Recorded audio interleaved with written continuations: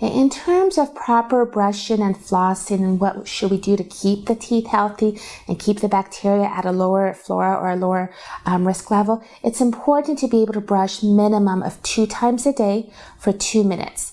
And when we brush for 2 times a day for 2 minutes, it's not only the frequency of brushing, but the duration. You have to brush very gently. You don't want to use a hard toothbrush. You don't want to use a medium toothbrush.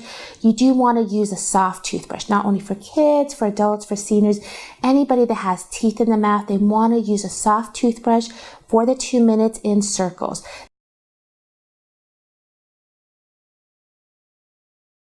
So flossing, we would recommend minimum of the 1 time a day. In the evenings is usually the best because after you brush your teeth and floss your teeth in the evening, you go to bed. 6-8 hours of sleeping is wonderful to have less bacteria.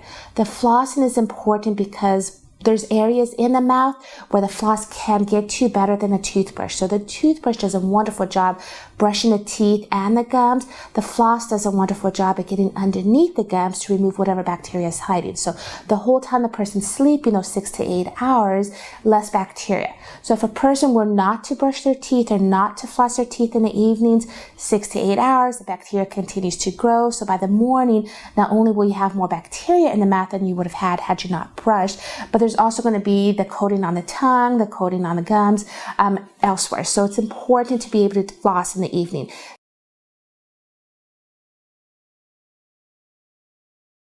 Mouth rinse is beneficial to adults especially that have a lot more bacteria in there. But we recommend a mouth rinse with no alcohol.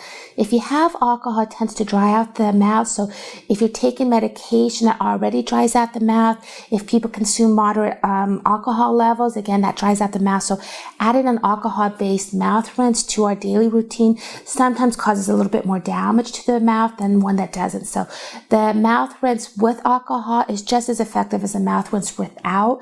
We recommend that without, just so that in the long run, the tissue and the gums are not prone to getting some type of tissue irritation or pre-malignancy related to oral cancer. The brand is, again, up to the person to use, but as long as it has the ADA logo on there, American Dental Association seal of approval for the toothpaste, the toothbrush, and the mouthwash, it's something that we would recommend at the national, state, and local level in terms of being a good product for people to use. Now, they do have also mouth rinse for young kids at risk for getting cavities. This specific mouth rinse has fluoride in it. There's different products on the market. The dentist or pediatric dentist can prescribe one to them, but it depends on the risk of the child. The over-the-counter fluoride rinses for children start at the age of 6. There's description and there's labels on the product itself to let them know, but we don't recommend using that until the child is 6 when they can actually swish and spit. And it is recommended that when younger kids brush their teeth, they brush and floss under the guidance of the parent or the guardian up until 7 or 8, just that they can ensure, again, that they're brushing and flossing and not really swallowing some of that mouth rinse if they are older, or not swallowing some of that toothpaste until, they can actually get to the point of spitting it out.